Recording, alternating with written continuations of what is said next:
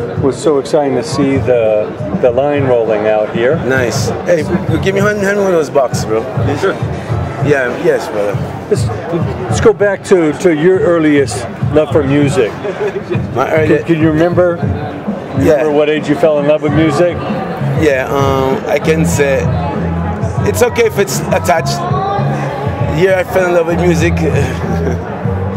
I mean, that's all we knew as growing up, you know. That's, sure. I mean, you grew up around music, but I couldn't say that I fell in love with music, or music was always a part. No, it's okay, bro. Yeah, it's okay. Don't worry about it. No, it's okay. If it's too much trouble, if it's like connected or something. Yeah, you know, music was always a part of life. You know, I grew up, I see my brothers perform, and my dad, and grandmother, and everyone. So music was always in the household where I grew up, you know. But I was more like into sports. So I wasn't say, I think my true passion for music though, like the appreciation or the appreciation love for music came, thank you. It came, my true love and appreciation love for music came like with my brothers. Going on tour with my brothers and starting to, like right after college, I went on tour with my brothers and I started to, I was like their security on stage. But I sat there on stage and I was listening and I can hear the notes, and I really started to love music, in, like you're saying, like really, because you know it wasn't my thing. I couldn't really sit down, and then going to my brother's concert. You appreciated it, but you weren't involved. Yeah, but now going to my brother's concert, no, this one's good. This one's good. Yeah, no, this one's good. Going to my, thank you, bro. Going to my brother's concerts and every night and listening to the musicians and hearing him talk to the musicians and understanding the instruments, and I started to really get into music. And then I went to Jamaica about, what was that? I would say it was 95, right after my college career. 95, went to Jamaica and I said, Damien, how do you play the drums? Teach me how to play the drums. And he showed me, he says, the right hand going the hi-hat, hold it straight for 1, 2, 3, 4, and then the left hand hit the snare, 1, 2, like 1 and 2 and 3 and 4. And that's how he started teaching me. And then he says the kick needs to go like, the kicks is on the 1, and a 1, and a bump, and a 1, and a bump, and a bump. And he taught me that.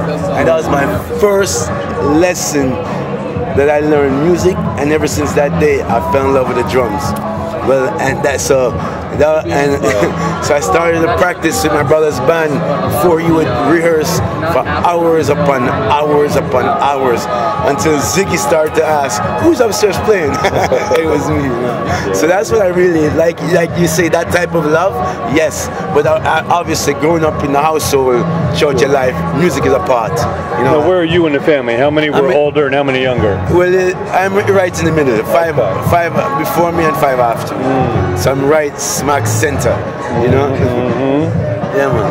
That's fantastic. True. Now, obviously, the great line here is inspired by your family's music. At what age did you realize, you know, your father was special and what he meant, you know, to the world? Well, you know what? You really never realize it until actually you become a big man yourself, and the music becomes irrelevant to you, your own personal life, and you find yourself being healed by your father's music.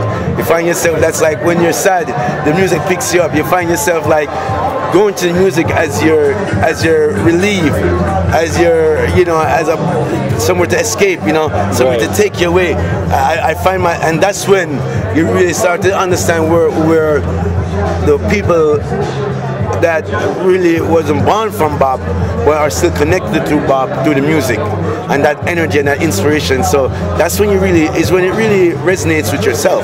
Yeah. First, when it really touches you, you kind of appreciate love. Well, oh, that's what. Oh, because what happened to me, I went into a place with music where I got so connected to it at the point that my body was. So I really understood and overstood what is it that when my brothers are on stage, I got it for a little, maybe I got into that place maybe 3 minutes, 3.5 minutes. So I really understood what it is that when they're on stage, where is it that that place that the music takes them, that trance. So it's obviously when you give that, it's going to be received by ones and that energy, you know. So that's how you get to know, because it happens to you first. So that's it starts with you. It starts with you. So if and that's kind of how I picked up on that. Yeah. Well, having lived through it for so many years and appreciated music from so many different sides, what do you think it was about your father's music that had such a lasting quality and did things that other reggae artists didn't touch? Well, I can say this for sure. Because my father started out singing, he did some covers and things with the Wailers. But I can tell you this, is when he started Rastafari, when his focus became strictly for the Most High, his work became for the people. It is the commitment, because once he tapped into the truth, he couldn't turn away from it. It's like, it's honesty. It's like I get the goosebumps when I got guys, because when you talk, you reveal to yourself too, because it's like a revelation to me right now too. What I'm saying is, that's what happened to him when he got upon the truth. He couldn't deny the truth, so he couldn't do nothing else but promote the truth and promote that message of unity, love, oneness, one heart, together. Where he couldn't help it, because that's the teachings of His Majesty. That's the God consciousness. So once he was able to tap into that source, he couldn't deny that. So he couldn't, because he performed and got a couple of dollars before, but he realized my performance can't be built around what I'm going to gain from it. It's all about what I have to give. So I think that's kind of his understanding, his revelation to music, and how he picked up on those things. And that's what we do here. It's like, it's the same expression of love, and the movement is all about the unity. Giving something to someone where it can help to enlighten their lives, and also the way you go about doing it, because it's just like the music. It's got to be pure, right through. That's the vitality is the truth. It's got to be what makes it good is the purity, and that makes it vital. And vitality is the longevity. Wow. So is that in turn some of the advice you give to a young artist, a young musician, a songwriter? Well, you know what? I leave that up to my brothers, because I don't write music myself, so I could not tell any musician, give them any advice. I can throw my 2 pence in, and if they like it, they like it, but it wouldn't be advice. It was just my opinion. Your opinion, from your perspective. Yeah, from my perspective. What do they need to reach for to stand out? The truth, and be honest with oneself. Express oneself freely. Be honest with one expression, and that has to be the truth. And you got to do it because you want to do it, and you need to do it, and it's for you to do. All those things has to be it. It can't just be one. It has to be all. It's beautiful. Now tell us how the family got involved, with the company and the line, and what does this mean to the legacy? Yeah, man. This, like 4 years ago, we're about 4 years in now, And what this means is, this means the continuation, man, of the foundation that you're given, and the growth and experiencing life, and being able to create and innovate with sustainable things that are the things that resonate with who you are, and just being that, and just wanting to grow and express life, and what is it? Hey, we're musicians. We're a family of musicians. It's only right that we do things to our liking, to our standard, to the quality that we see fit. So that's what's up, man. So that's how we got into this, growing and growing and growing. Because our father was the first entrepreneur. When he created Tough Fang Records, and the merchandise, and Hope Road, and studio, and pressing plant, and those things. So we understand how to grow with what you have. Right. You know, and this is just an extension of that. We cannot be stagnant. We cannot stay and just accept what it is.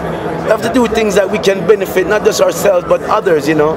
Create opportunity, create work, and just do things where you feel good. What you're doing is good for you to do.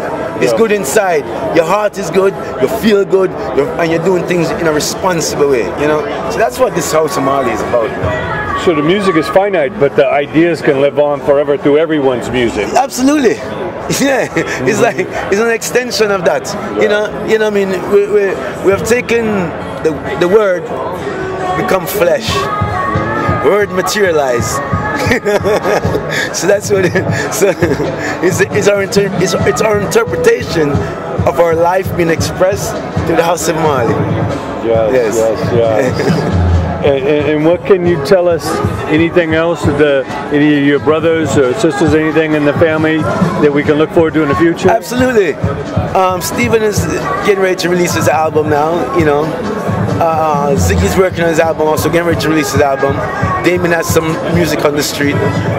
Kimani, of course, has some music out there. Julian is touring. You know, Sedella is doing her thing. Karen is doing her thing. Sharon is doing her thing. Stephanie is doing her thing. We're all doing the thing that's a part of our thing. You know. Yeah. So everyone contribute to what we have here, the House of Marley.